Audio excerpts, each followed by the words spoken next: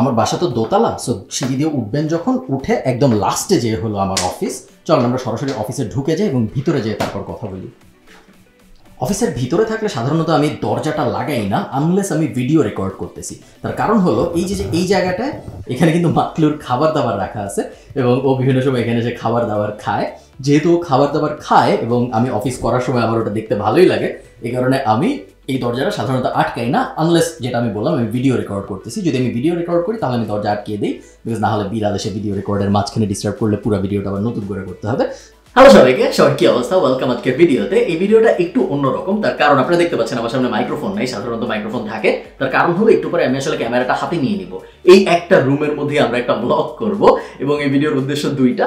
প্রথম উদ্দেশ্য হলো আমি আপনাদের একটা বিহাইন্ড দ্য সিনস ভিডিও দেখাতে চাই, যেখানে আমি কিভাবে একটা ভিডিও রেকর্ড করি, কিভাবে আইডিয়ার থেকে শুরু করে আমি কোন কোন গিয়ার ইউজ করি, কোন লাইট ইউজ করি, কোন ক্যামেরা ইউজ করি, কোন মাইক্রোফোন ইউজ করি, ওগুলো সব দেখাবো।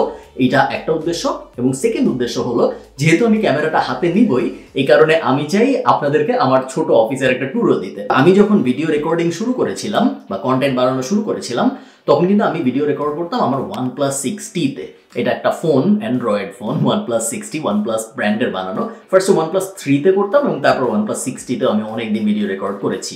এবং এই জিনিস করতে যে আমি যা বুঝেছি তা হলো, আপনার কন্টেন্ট বানানোর ক্ষেত্রে না ফার্স্টে অবশ্যই ইম্পর্টেন্ট জিনিস হলো কন্টেন্টের কোয়ালিটি। আপনি কি বলছেন, আপনি কি দেখাচ্ছেন, কি নিয়ে কথাবার্তা হচ্ছে, কন্টেন্টের যে কোয়ালিটি, ওই ব্যাপারটা তো অবশ্যই ইম্পর্টেন্ট। সেকেন্ড যে ব্যাপারটা ইম্পর্টেন্ট সেটা হলো ভালো অডিও এবং ভালো লাইটিং। এবং থার্ড বা সবচেয়ে লিস্ট ইম্পর্টেন্ট যে ব্যাপারটা, সেটা হলো গিয়ে আপনার ক্যামেরা। এবং এই জিনিস তখনও সত্য ছিল, আজকের দিনে এসে তো আরো বেশি সত্য। তার কারণ আমি এখন এই ভিডিওটা রেকর্ড করছি একটা ক্যানন M50-তে, যেখানে আপনারা এই রেকর্ডটা দেখতে পাচ্ছেন, যেটার দিকে তাকায় আমি কথা বলতেছি। ক্যানন M50-তে রেকর্ড না করে যদি আমি আমার ফোনে রেকর্ড করতাম, আপনারা বুঝতে পারতেন না। এখানেও আমি 180p-তে রেকর্ড করতেছি, এখানেও আমি 180p-তে রেকর্ড করতাম, এখানেও 24 ফ্রেমে করতাম, এখানেও 24। বেসিক্যালি আপনাদের বোঝার কোনো উপায় ছিল না। ইনফ্যাক্ট ফোনে রেকর্ড করলে এমনও হইতে পারতো যে হয়তো আর একটু ভালো হইতো ভিডিওটা, কারণ ফোনের অটোমেশন, AI এর কারণে অনেক সময় ফ্রেম দেখতে আসলে সুন্দর লাগে, যেটা ডিজিটাল ক্যামেরায় থাকে না, ওটা এডিটরদের নিজেদের করে নিতে হয়। আমার ব্যাকগ্রাউন্ডে আপনারা এই শেলফটা সবসময় দেখেন এবং এই শেলফটা প্রত্যেকটা ভিডিও ব্যাকগ্রাউন্ডেই মোটামুটি থাকে যখনই আমি আমার চেয়ারে বসে টেবিল সামনে রেখে ভিডিও রেকর্ড করি। তো আমি আপনাদের এই শেলফটার একটা ওভারভিউ দিতে চেয়েছিলাম, যেখানে আসলে আছে কী কী। প্রথমে আপনারা দেখতে পাচ্ছেন এইখানে, এটা হলো হেডউইগ, হ্যারি পটারের একটা মেমোরেবিলিয়া। আপনারা যারা হ্যারি পটার চেনেন তারা তো জানেনই এটা কি, হ্যারির প্যাঁচা বেসিক্যালি। এবং হ্যারি পটারের আরেকটা জিনিস আছে আমার কাছে, সেটা হলো হ্যারি পটারের একটা চাবির রিং। দুইটাই আমি কিনেছিলাম যখন আমি হ্যারি পটারের একটা ট্যুরে গিয়েছিলাম ইউকেতে, এবং আমি হ্যারি পটারের একজন ফ্যান, অনেক ভালো লাগে। এবং আমি এটার একটা বিজনেস সাইডের ব্যাপারও আছে, মেমোরেবিলিয়া থেকে জেকে রাউলিং আসলে অনেক টাকা পয়সা আয় রোজগার করে, বাট ওইটা নিয়ে আমরা কথা বলবো অন্য কোনো একটা ভিডিওতে, আজকে না।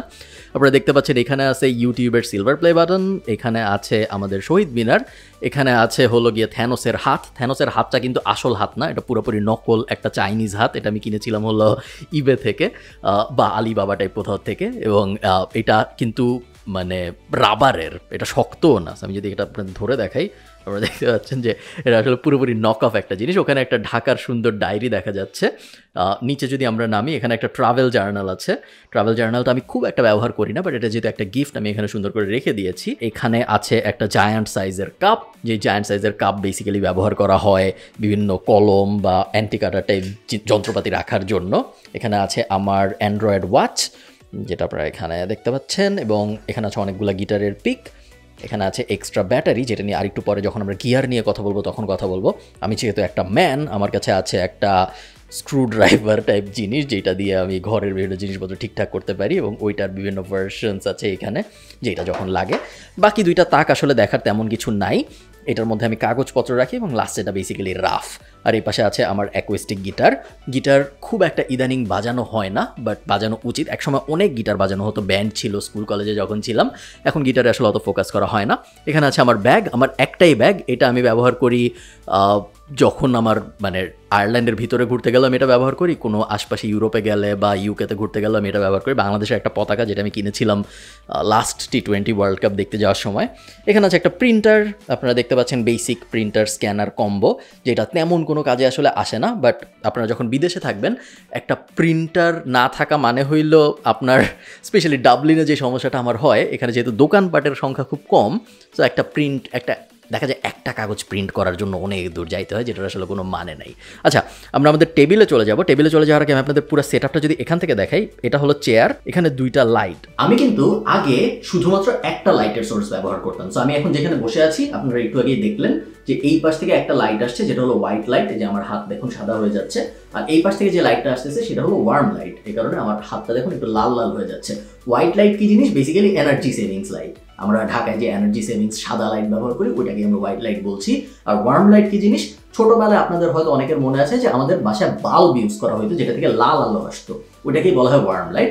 উপরে সুন্দর একটা কাপড় বা ডিফিউজার বলে, ওটা দিয়ে দেওয়ার কারণে পুরো জিনিসটা সুন্দর হয়, একটা ওয়ার্ম ভাইব আসে। তো আমার পুরোনো ভিডিওগুলোয় শুধু সাদা লাইট ব্যবহার করতাম, আমি ওয়ার্ম লাইট ব্যবহার করতাম না। এবং আপনারা যদি কম্পেয়ার করেন আমার পুরানো ভিডিও ভার্সেস আমার রিসেন্ট ভিডিও, আপনারা দেখবেন যে দেখতে ভিডিওগুলো অ্যাস্থেটিক্যালি অনেক ডিফারেন্ট যদি শুধু একটা হোয়াইট লাইট ব্যবহার করেন ভার্সেস হোয়াইট অ্যান্ড ওয়ার্মের কম্বো ব্যবহার করেন। হোয়াইট এবং ওয়ার্মের কম্বো কেউ ব্যবহার করে না, শুধু আমিই করি আমার জানা মতে, কারণ আমার এই হোয়াইট এবং ওয়ার্মের কম্বোর যে রেজাল্টটা আসে ওই রেজাল্টটা দেখতে বেশ ভালো লাগে। বাট আমি আপনাদের কাছ থেকে জানতে আগ্রহী, আপনারা যদি আমার পুরান ভিডিওর লাইট এবং রিসেন্ট ভিডিওর লাইট কম্পেয়ার করেন, বা বেসিক্যালি এই সেটআপের লাইট এবং পুরনো বাসার সেটআপের লাইট কম্পেয়ার করেন, আপনারা আমাকে জানান তো আপনাদের কি মনে হয় যে শুধু হোয়াইট লাইটই কি ভালো হইতো, যেটা বেসিক্যালি সব ইউটিউবাররা করে, নাকি হোয়াইট এবং ওয়ার্মের কম্বোটা ভালো লাগে? আমার নিজের আসলে এই দুইটার কম্বোটা ভালো লাগে, বাট আমি আপনাদের বায়াস করতে চাই না, আপনারা আমাকে জানাবেন। এটা হলো আমার ডেস্কের অবস্থা, এবং আমার ডেস্ক মোটামুটিভাবে সবসময় এরকমই থাকে। আপনারা দেখেই বুঝতে পারছেন খুব অ্যাস্থেটিক্যালি প্লিজিং এইরকম কিন্তু না আসলে ডেস্কটা। এবং আমি যদিও মনে মনে চাই অনেক অ্যাস্থেটিক্যাল হইতে, বাট আসলে আমি সেরকম হইতে পারি না। উপরে দুইটা লাইট থাকে, আপনারা দেখতে পাচ্ছেন, একটা হলো ওয়ার্ম লাইট যেটা আমি একটু আগে বললাম, একটা হলো সাদা লাইট যেটা এখন বন্ধ করা, কারণ সাদা লাইট বেশিক্ষণ জ্বলতে থাকলে আপনারা স্ক্রিনে কিছু দেখবেন না, যেহেতু আমি ক্যামেরা হাতে নিয়ে ঘুরছি। এখন আমরা আবার ক্যামেরাটা ওখানে রাখবো, ওই যে ওই ট্রাইপডটার উপরে ক্যামেরাটা রাখবো, এবং তারপরে আমরা প্রত্যেকটা গিয়ার নিয়ে একটু ডিটেল আলাপ করব। প্রথমেই যে গিয়ার যেটা প্রতিদিন ব্যবহার করা হয় এবং 24 ঘন্টা 7 দিন অন থাকে, সেটা হলো ম্যাকবুক প্রো 14। তো এটা আমি রেগুলারলি ব্যবহার করি, প্রত্যেক সেকেন্ডে ব্যবহার করি, এখনো এটা অন হয়ে আছে, সবসময় এটা অন থাকে। এটা আমার মেইন ডিভাইস, যেটা দিয়ে আমি মূলত আমার যে পুরো অপারেশন, আপনি আমাদের এজেন্সির কাজ বলেন, ভিডিওর কাজ বলেন, বুট ক্যাম্পের কাজ বলেন, এনএফটির কাজ, যা বেসিক্যালি সব কিছু ম্যানেজ করা হয় এই ল্যাপটপটা দিয়ে। আমি যখন নিচে যাই, যেহেতু আমি দোতলা বাসায় থাকি, আমি যখন নিচে যাই আমি এটা হাতে করে নিয়ে যাই, এটার চার্জারটা এখানেই লাগানো থাকে। তো আমি আবার একটু পরে চলে আসতে বাধ্য হই, এটার চার্জ থাকে অ্যারাউন্ড 9-10 ঘন্টার মতো, বাট তারপরে আমি আবার চলে আসতে বাধ্য হই, কারণ আমি চার্জারটা সরানো প্রেফার করি না। চার্জার সবসময় এখানেই থাকে, যেটা আমাকে মোটামুটি বাধ্য করে নিচে অনির্দিষ্টকাল পর্যন্ত কাজকর্ম না করতে।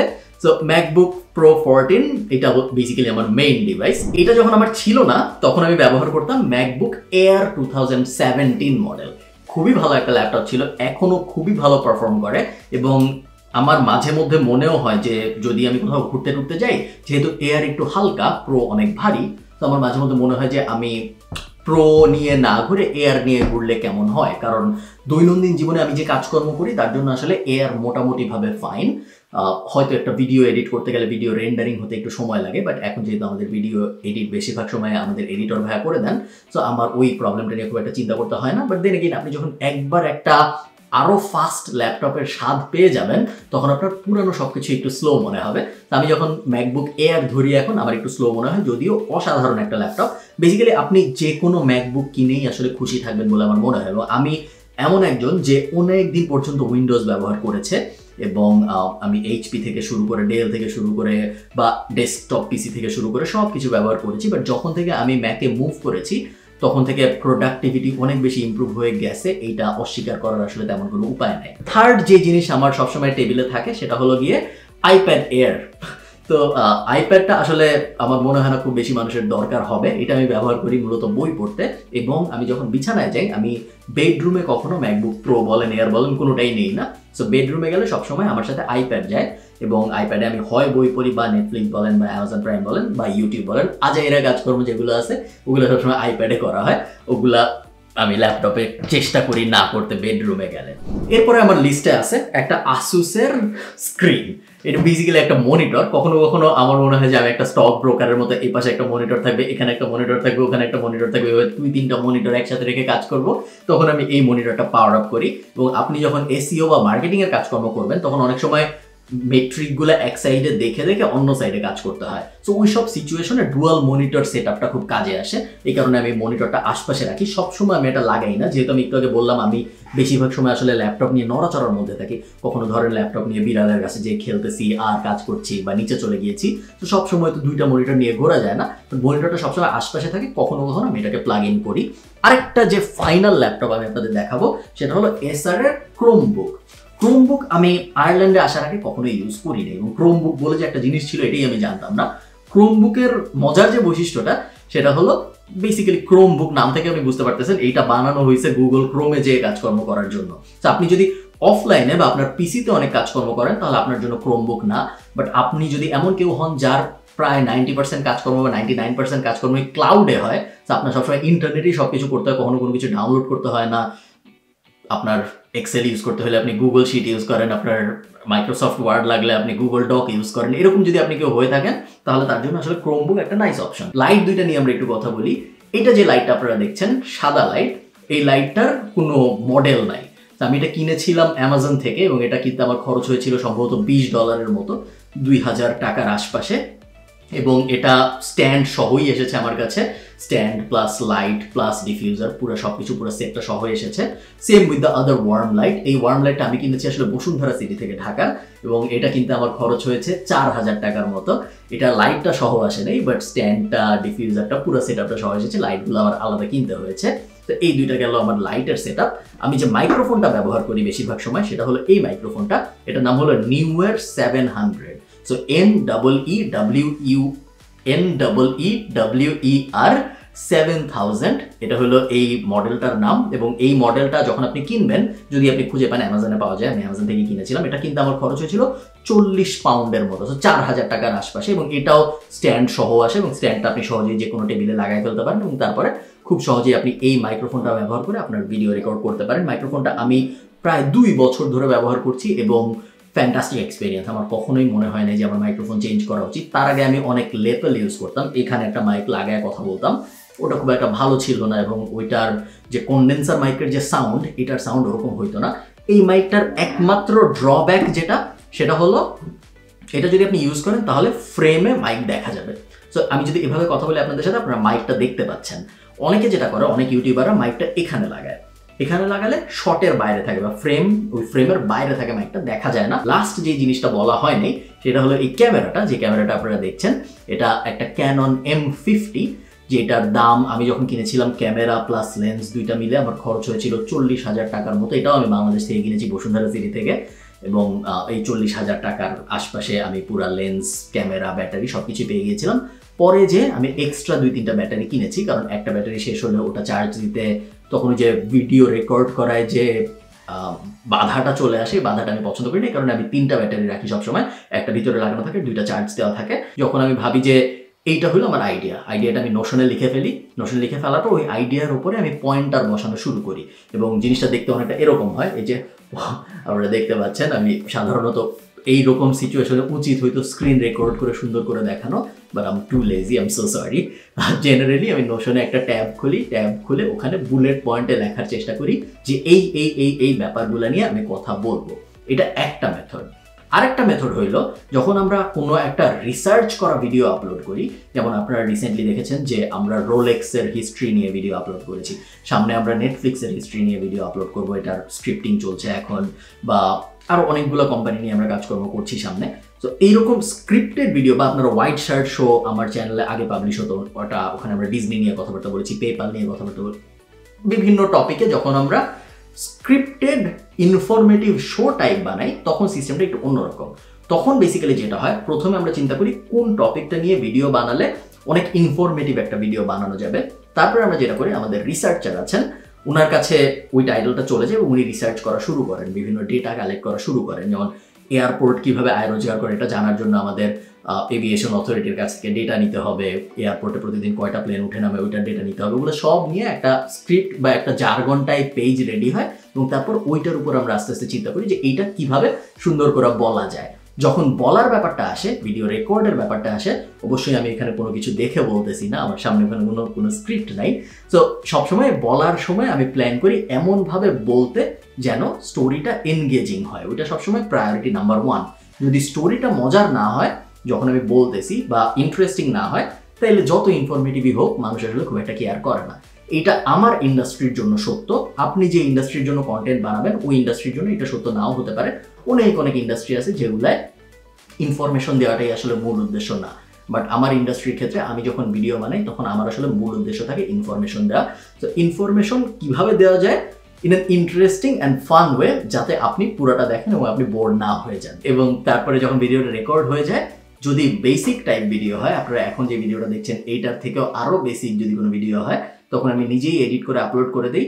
একটু কমপ্লিকেটেড কোনো ভিডিও যদি হয়, যেটা অনেক অ্যানিমেশন দিতে হবে বা যেটার ভিতর নাম্বার বসাইতে হবে বা কালার গ্রেডিং করতে হবে, বা পডকাস্ট টাইপ লেন্দি ভিডিও যেটা এডিট করতে আমি পারবো না, আমার এক্সপার্টিস নেই অথবা সময় নেই, তখন ওটা আমাদের ভিডিও এডিটর ভাইয়ের কাছে চলে যায়। উনি ভিডিওটা এডিট করেন, উনি ভিডিওটা এডিট করে দুইটা ভার্সন বানান, একটা ইউটিউবের জন্য একটা ফেসবুকের জন্য। ফেসবুকেরটা স্কোয়ার ফরম্যাটের হয় আর ইউটিউবেরটা হয় হলো ওই যে 9:18 বা অ্যাসপেক্ট রেশিও, যেটা যে এরকম দেখতে, তো ওরকম হয়। তারপরে ভিডিও দুইটা আমার গুগল ড্রাইভে চলে আসে, তারপরে আমি ওখান থেকে ডাউনলোড করে ইউটিউবে আপলোড করে দিই, তারপরে আপনারা দেখে ফেলেন। আমি জানি না এরকম একটা আনপ্ল্যান্ড র ভিডিও আপনাদের ভালো লাগলো নাকি, আমাকে অবশ্যই কমেন্টে জানাবেন যে এরকমভাবে হঠাৎ করে ক্যামেরা অন করে যদি এরকম হঠাৎ একটা ভিডিও বানাই, ওটা আসলে আপনারা খুব বেশি বিরক্ত হবেন নাকি না। যদি বিরক্ত না হন তাহলে আমি এরকম আরও কয়েকটা ভিডিও বানাবো। আমার আরও কয়েকটা প্ল্যান আছে এবং আইডিয়া আছে, ইনভেস্টমেন্ট পোর্টফোলিওর একটা র ভার্সন দেখানোর এবং ইত্যাদি ইত্যাদি। আমি এখন না বলি, বাট আমার কিছু আইডিয়া আছে, বাট তখনই আমি দেখাবো যদি আপনারা ওকে থাকেন এরকম একটা র ভিডিও। আমি জানি যে আমার লাইটিংও আসলে ঠিক নেই, আমার বসার কথা আরও পিছনে, বাট আমি সামনে এসে বসেছি। কেন বসেছি জানেন? কারণ হলো আমি এই মাইকটা ব্যবহার করতেছি না, আমার যে মেইন কন্ডেন্সার মাইক এটা আমি ব্যবহার করতেছি না, আমি ক্যামেরার মাইকটা ব্যবহার করতেছি, যে কারণে আমার কাছে বসতে হচ্ছে, নাহলে আসলে অডিও ভালো শোনাবে না। তো আমাকে জানাবেন কমেন্টে আপনাদের কেমন লাগলো। আপনাদের সাথে আমার দেখা হবে পরে কোনো একটা ভিডিওতে। টাটা।